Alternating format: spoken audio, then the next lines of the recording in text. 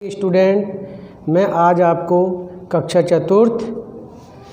चतुर्थ विषय सामाजिक विषय गौरवशाली भारत पाठ 1 हमारा गौरवशाली अतीत, इसमें वैदिक काल के बारे में मैं बताऊंगा। पहले इसमें इस पृथ्वी पर जो हमारा सौरमंडल है, इस सौरमंडल में पृथ्वी भी है और पहले 9 ग्रह थे, लेकिन अब 8 ग्रह हैं।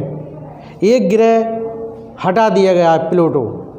इस पृथ्वी पर जो इसकी विद्वानों ने रचना करी थी तो 2 अरब वर्ष पूर्व हुई थी और इस पृथ्वी पर जो मानव की सृष्टि हुई जीव जंतुओं की तो 2 लाख वर्ष पूर्व हुई थी। इसमें हम सब मनु की संतान है। ये कहा जाता है कि पहले जो मानव हुआ था तो पहले 4 चौपाई से चलता था, यानी हाथ पैर भी लगा करके चलता था। उसके बाद उसका धीरे धीरे विकास हुआ, फिर दो पाए जी मानव बना। इसके बाद आर्य हमारे पूर्व के निवासी थे, लेकिन कुछ विद्वानों का मत है कि ये मध्य एशिया के रहने वाले थे और कुछ इसे ध्रुव प्रदेश के बताते हैं, लेकिन अब विद्वानों का मत है कि प्राचीन निवासी ही थे। इसके बाद सप्त सैन्य प्रदेश जो पंजाब था हमारा प्राचीन काल में, यानी वैदिक काल में सप्त सैन्य प्रदेश, इसमें हमारे 7 नदियाँ बहती थीं। इसमें ब्यास, सिंधु, झेलम, चिनाब, रावी, सतलज और सरस्वती 7 नदियाँ बहती थीं, इसलिए इसको सप्त सैन्य प्रदेश कहते थे।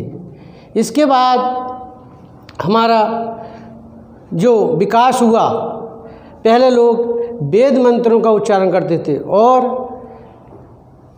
वरुण, इंद्र आदि की पूजा करके और अग्नि की पूजा की जाती थी। इसे देवता। फिर आता है इसके बाद वैदिक काल में वेद हमारे 4 वेद माने जाते हैं।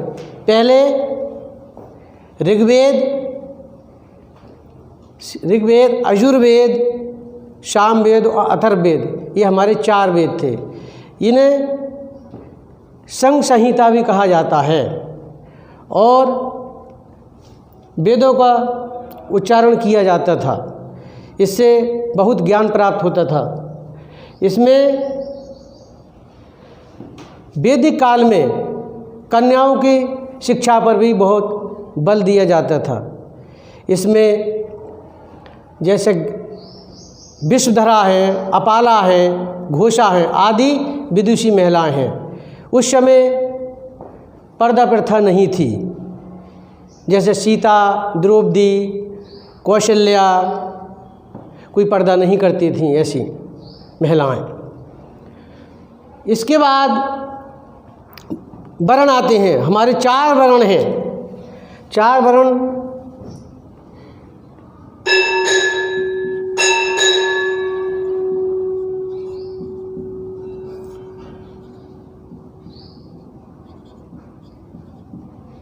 ब्राह्मण, क्षत्रिय, वैश्य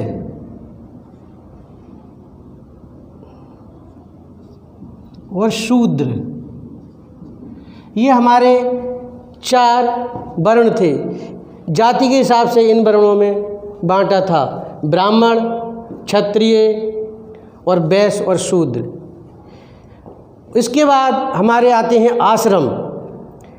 4 आश्रम थे, यानी जो मानव का जीवन था उसे संयम निर्मित रखने के लिए 100 वर्ष की आयु मानी गई थी। इसमें सबसे पहले 4 आश्रम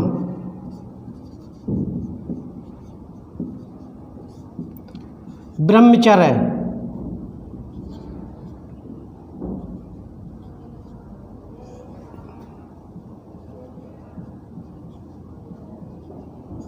ब्रह्मचर्य में गुरुकुल में विद्यार्थी अपनी शिक्षा प्राप्त करता था 25 वर्ष की उम्र के। उसके बाद जब 26 वर्ष में प्रवेश करता था तो अपना विवाह करके अपने परिवार को पालन पोषण करता था। उसके बाद आता है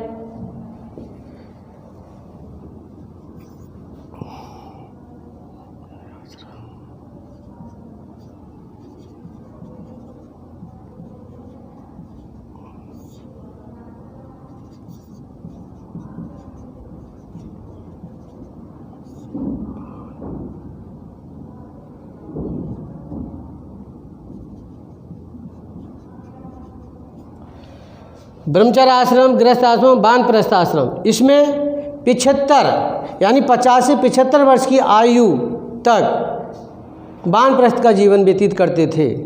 उसके बाद 4 नंबर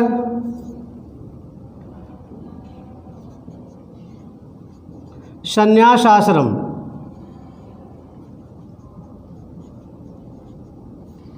संन्यास आश्रम में सब कुछ छोड़ करके वन में जा कर के भगवान की पूजा में लग जाते थे।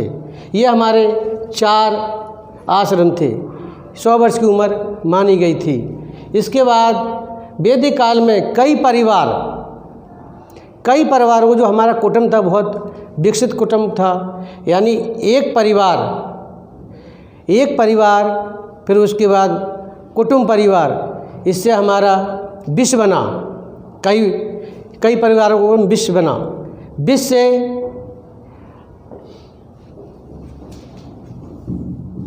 वैदिक काल के मैंने बारे में आपको बताया। अब मैं रामायण काल और महाभारत काल,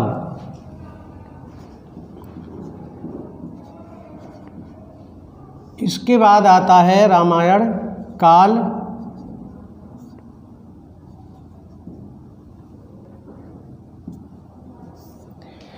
रामायण काल में कौशल देश था। कौशल देश के जो राजा थे वो थे राजा दशरथ के 3 रानियाँ थीं, कौशल्या, सुमित्रा, कैकेयी। इनके 4 पुत्र थे। कौशल्या के राम, सुमित्रा के कौशल्या के लक्ष्मण और कैकेयी के भरत और सुमित्रा के शत्रुघ्न और लक्ष्मण थे। चारों भाइयों में बहुत प्रेम था। उसके बाद एक बार कैकेयी, जब राजा दशरथ युद्ध कर रहे थे तो किसी कारण कैकेयी ने अपनी उंगली डाली रथ के उसमें धुरी में, और तभी राजा दशरथ ने उन्हें 2 वरदान दे दिए थे। जब युवराज हुए राम, तब उन्होंने राजा बनने के लिए राम को घोषित किया। तब कैकेयी ने अपने 2 वरदान मांग लिए और कहा राम को 14 वर्ष का वनवास और भरत को राज तिलक हो। तब इस प्रकार के राम 14 वर्ष के लिए वनवास गए और भरत, इस प्रकार से राजा दशरथ बहुत दुखी हुए और उनका देहावसान हो गया। देहावसान जब भरत को पता लगा तब उन्होंने सिंहासन में बैठने के लिए मना कर दिया और रामचंद्र जी की पादुकाएं सिंहासन पर रखीं और वह उनकी पूजा करते थे। इसके बाद जब वनवास में रावण ने सीता जी का हरण कर लिया और राम ने उनसे युद्ध किया और विजय प्राप्त की। इसके बाद उनका रामायण महर्षि वाल्मीकि जी ने लिखी। इसके बाद गोस्वामी तुलसीदास ने इसे रामचरितमानस में बदल दिया। और अब मैं आपको महाभारत काल के बारे में बताऊंगा।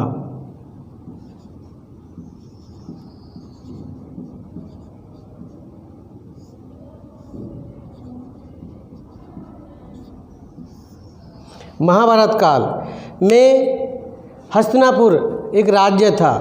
वहाँ पे शांतनु राज्य करते थे। उनकी जो रानी थी गंगा, गंगा का स्वर्गवास हो गया। इसके बाद शांतनु बहुत दुखी रहते थे। उन्होंने सत्यवती से विवाह कर लिया। उनके सत्यवती के चित्रांगद और विचित्रवीर 2 पुत्र हुए। 2 पुत्र होने के बाद उनके निसंतान वो खत्म हो गए। उसके बाद महर्षि वेदव्यास जी की कृपा से उनके 2 पुत्र हुए, उनकी रानियों के चित्रांगद और विचित्रवीर की। उनका नाम, एक का नाम पांडु था, दूसरे का नाम धृतराष्ट्र। धृतराष्ट्र जन्म से अंधे थे। पांडु सिंहासन पर बैठे बड़े होने के बाद। उनके 4 पुत्र यानी कि 5 पुत्र हुए। पहले युधिष्ठिर, दूसरे भीम, अर्जुन, नकुल, सहदेव। और जो धृतराष्ट्र अंधे थे उनके 100 पुत्र हुए, वे कौरव कहलाए। और जो पांडु के 5 थे वो पांडव कहलाए। इसके बाद जो कौरव थे उनमें दुर्योधन बड़ा था। दुर्योधन घमंडी और कुटिल था। उन्होंने यानी कि उनका राज्य हड़प लिया और उन्हें वनवास भोगना पड़ा। इसके बाद श्री कृष्ण जी से मिलकर के पांडवों ने उनसे युद्ध किया और जिसके साथ भगवान होते हैं उनकी विजय होती है, यानी अन्याय पर धर्म की विजय। वे युधिष्ठिर धर्म पर थे और जो दुर्योधन था वो अन्याय पर था। इसके बाद महाभारत काल खत्म हुआ। इसके बाद आता है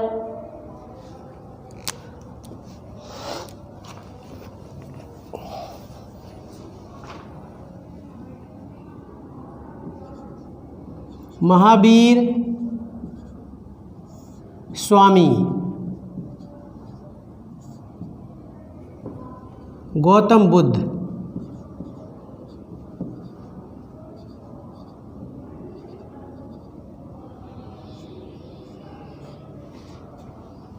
महावीर स्वामी। इसके बाद रामायण काल और महाभारत काल के बाद महावीर स्वामी और गौतम बुद्ध का काल आया। इसमें महावीर स्वामी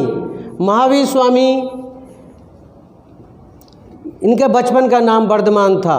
इनके पिता सिद्धार्थ थे और जो क्षत्रिय वंश के यानी वैशाली के क्षत्रिय वंश के राजा थे। लक्ष्मी वंश की इनकी माता थी। जब ये इनका जन्म हुआ तब इन्होंने 30 वर्ष की अवस्था में घर छोड़ दिया। घर छोड़ने के बाद इन्होंने 12 वर्ष तक घोर तपस्या की। तपस्या के बाद इन्हें ज्ञान प्राप्त हुआ और इन्होंने 30 वर्ष तक प्रचार प्रसार किया और वह जिन्न भी कहलाए और इन्होंने उपदेश दिया। उपदेश में इन्होंने 5 उपदेश में बहुत ध्यान दिया है। ये मैं आपको बता रहा हूँ। नंबर 1, 5 उपदेश।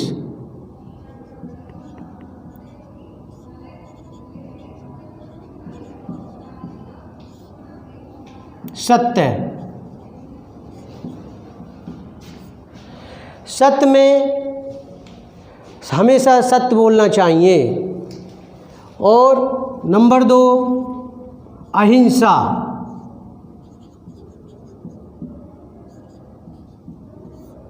जीवों को मारना नहीं चाहिए, उन पर दया करनी चाहिए। नंबर 3, अचौर्य।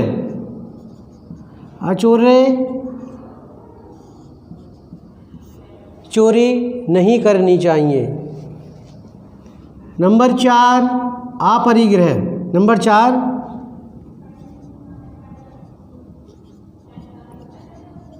ब्रह्मचर्य। हमें अपनी इंद्रियों को वश में करना चाहिए। नंबर 5, अपरिग्रह।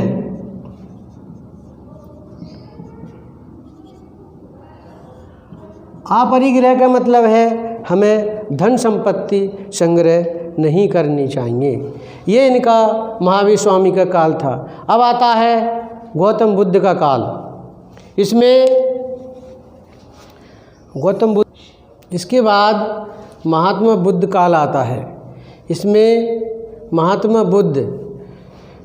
बुद्ध का नाम हमने सुना ही है, और इसमें इनके पिता थे शुद्धोधन और शाक्य वंश के राजा थे। इनकी माता का नाम माया था। और जब एक बार ये टहलते टहलते जा रहे थे, तब इन्होंने अपने सारथी से कहा कि ये वृद्ध झुककर क्यों चल रहा है। तो उन्होंने कहा, सारथी ने, कि जब बूढ़े वृद्ध होते हैं तो झुककर ही चलना पड़ता है, ये तो सभी के लिए ये दिन आता है। उसके बाद उन्होंने आगे बढ़े और देखा कि दो आदमी, एक यानी सबको ले जा रहे हैं, 4 आदमी उस सबको। तो उन्होंने कहा, ये क्या है? बोले, ये जब आदमी मृत्यु होती है तो उसे ले जाना पड़ता है शमशान, और उसकी अंत्येष्टि होती है। ये एक दिन सभी के लिए आता है। इससे वे उनका मन विचलित हुआ, और जब शादी योग हुए तो इनका विवाह यशोधरा से कर दिया। यशोधरा से विवाह करने के बाद एक इनके पुत्र हुआ, राहुल। इनका मन गृहस्थी में नहीं लगा और ये घर बार छोड़कर चले गए। इन्होंने 7 दिन तक पीपल के वृक्ष के नीचे बैठकर घोर तप किया और उन्हें ज्ञान प्राप्त हुआ। इन्होंने काफ़ी उपदेश दिए जो मन को प्रभावित करते हैं, और कहा कि सब कुछ ही वंदना है, यानी प्रार्थना है, और कुछ नहीं है। इसके बाद इनके पुत्र और पुत्री ने जापान, चीन जा कर के प्रचार प्रसार किया। ये इसके बाद आता है आक्रमणकारी, दुशासी आक्रमणकारी आए हमारे देश पर। हमारे देश की वैभवशाली कहानियाँ लोग दूर दूर तक सुनते थे। ऐसे ही एक महिला थी मिस्र देश में, उसने कहानी सुनी और इस पे आक्रमण करने की कोशिश की, लेकिन जैसे ही इस पृथ्वी पर पैर भी नहीं रख पा ये काल समाप्त हुआ। इसमें सेरेमिस नाम की मिस्र की रानी ने आक्रमण किया और उसकी सेना को गाजर मूली की तरह काट दिया। यूनान देश के बच्चूस और डानुसियस ने भी आक्रमण किया और उसे उनकी सेना को भी काट दिया। वे अपनी देहरी पर कदम भी नहीं रख पाए। ऐसे ही एक ईरान के राजा ने इस पर दुशास किया और उसको भी मुँह की खानी पड़ी और वह भी चला गया और अपने देश पर आक्रमणकारों की बुरी गति हुई। इससे धन्यवाद।